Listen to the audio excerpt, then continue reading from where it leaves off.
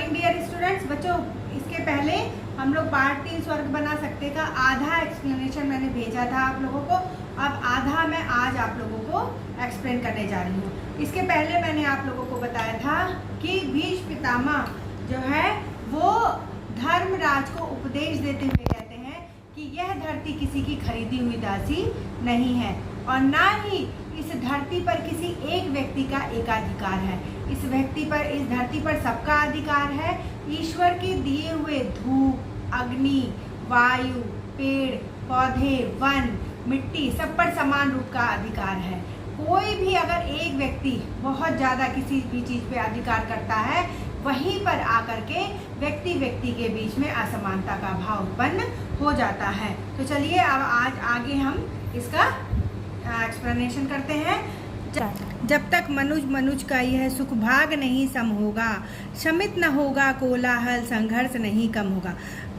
युधिष्ठिर से धर्मराज जी कहते हैं कि रामधारी सिंह दिनकर ने यहाँ पे ये कहा है कि युधिष्ठिर को उपदेश देते हुए कहते हैं कि सभी मनुष्यों को समान रूप से प्रकृति के सारे साधन उपलब्ध हैं। बच्चों, इंसान अपने पैसे को छुपा सकता है, अपना पैसा किसी से नहीं बांट सकता है, अपना धन किसी से नहीं बांट सकता है, परंतु ईश्वर के द्वारा जो भी चीज़ हमें मिला है उसमें कोई भी बंटवारा नहीं कर सकता है। वो हमें समान रूप से मिला है। तो कवि कहते हैं कि जब तक मनुज का कि मनुष्य और मनुष्य के अंदर जब तक सुख भाग नहीं सम होगा, सभी का सुख समान रूप से कब तक नहीं होगा, शमित न होगा कोलाहल, संघर्ष नहीं कम होगा, कि प्रकृति के सभी साधन जब तक हर व्यक्ति को समान रूप से उपलब्ध नहीं हो जाता है, तब तक इंसान के अंदर एक दूसरे से द्वेष की भावना और एक दूसरे से लड़ने की भावना कभी भी खत्म नहीं होगा और ना ही वह यह संघर्ष खत्म होगा कि ये चीज़ मेरा है और तेरे की भावना हमेशा बनी रहेगी। कवि कहते हैं कि आपस में जो स्वार्थ से ग्रसित लोग हैं वह भूल जाते हैं कि यह प्रकृति प्रदत्त चीज़ है, इसमें हर एक व्यक्ति का अपना समान रूप से अधिकार है, परंतु वह मेरे और तेरे की भावना में लगे रहते हैं। उसे भूल वह फंसा परस्पर ही शंका में, भय में लगा हुआ केवल अपने में और भोग संचय में। इंसान ये भूल जाता है कि यह शरीर नश्वर है, उसकी सांसें ईश्वर के द्वारा दी गई उधार सांसें हैं। जब तक ईश्वर चाह रहे हैं तब तक तो मनुष्य इस धरती पर जीवित है। जिस दिन ईश्वर ने चाहा उस दिन वह अनश्वर अर्थात मृत होकर के इस धरती से चला जाएगा, परंतु फिर भी वह संचय करने में लगा रहता है, भोग संचय करने में लगा रहता है। हर चीज़ मेरा है, मेरे बच्चों का है, मेरे परिवार का है, लेकिन वह भूल जाता है कि जो भी कुछ है ये संसार में वह यहीं रह जाएगा। सिर्फ कहा भी जाता है बच्चों कि इंसान मुट्ठी बंद करके आता है और हाथ खोल करके चला जाता है, सारी चीज़ें यहीं की यहीं रह जाती है। तो जब सब कुछ यहीं रह जाता है तो हमें आपस में क्यों लड़ना है, आपस में क्यों एक दूसरे से बैर भाव करना है, क्यों एक दूसरे से वैमनस्यता लेना है, क्यों ऊंच नीच और भेदभाव की भावना को पनपने देना है। हमेशा यह सोचिए कि कुछ भी मेरा यहाँ पर नहीं है, सब ईश्वर का दिया हुआ है और इस पर सभी लोगों का समान अधिकार है।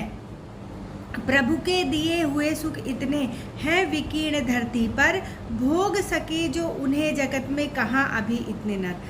प्रकृति नश्वर नहीं है, अनश्वर है। इंसान नश्वर है, इंसान खत्म हो सकता है। एक पीढ़ी आती है, दूसरी पीढ़ी एक पीढ़ी चली जाती है, दूसरी पीढ़ी आती है और प्रकृति जहाँ की तहाँ ही रह जाती है। बच्चों, आप लोग अपने अपने कभी गांव जाते होंगे तो ये देखते होंगे कि आपके पेरेंट्स ये बताते होंगे कि ये हमारे पिताजी के भी पिताजी ने ये पेड़ लगाया है। तो वो क्या है? ये प्रकृति है। वो पेड़ क्या है? प्रकृति है और वो अनश्वर है।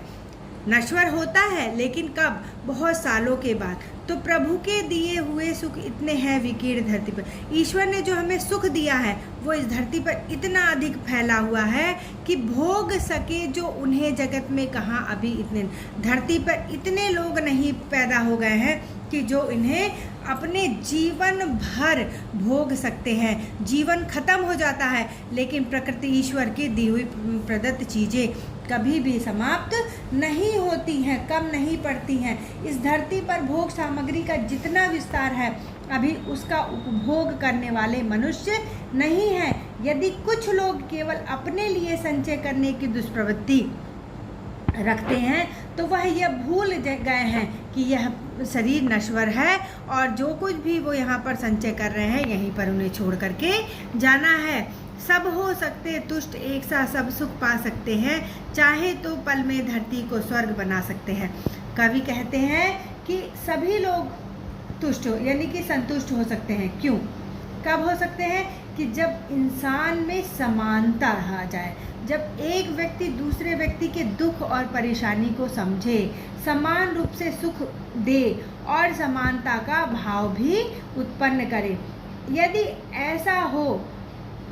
ऐसा हो जाए तो इस धरती को स्वर्ग बनाया जा सकता है, क्योंकि तब कोई गरीब रहेगा ही नहीं, कोई असंतुष्ट रहेगा ही नहीं। हर व्यक्ति का पेट भरेगा, हर व्यक्ति भोजन प्राप्त करेगा, हर व्यक्ति अपना अपना कार्य करेगा। फिर ना तो कोई किसी से लड़ेगा और ना ही कोई किसी से वैमनस्यता ही रखेगा। लेकिन बच्चों, इंसान के अंदर जब लालच समाप्त हो जाएगा तभी ये चीज़ संभव हो सकता, अन्यथा जब तक ये धरती है तब तक काम, क्रोध, लोभ, मोह ये प्रवृत्तियाँ इंसान के अंदर रहेंगी और इंसान हमेशा लड़ता झगड़ता रहेगा। वो कभी भी इस धरती को स्वर्ग नहीं बना सकता है।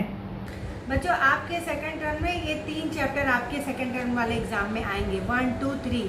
और जब लास्ट सेमेस्टर हो जाएगा उसमें आपका पूरे 4 चैप्टर आएंगे, क्योंकि इस साल आपको 4 ही चैप्टर पढ़ने हैं। तो आशा करती हूँ कि आप लोग इसका क्वेश्चन आंसर कंप्लीट कर लिए होंगे, आप लोगों ने एक्सप्लेनेशन कंप्लीट कर लिया होगा, आप लोगों ने कवि परिचय लिख लिया होगा। और इसके बाद मैं अभी बहुत जल्द आप लोगों को पार्ट 4 सोहनलाल द्विवेदी यह वह जन्मभूमि मेरी, इसका भी एक्सप्लेनेशन का वीडियो भेज देंगे और इसको बहुत अच्छे से पढ़िएगा। आप लोगों को कोई भी परेशानी हो, किसी भी तरीके की परेशानी हो, आप लोग मुझे मैसेज कर सकते हैं। Thank you.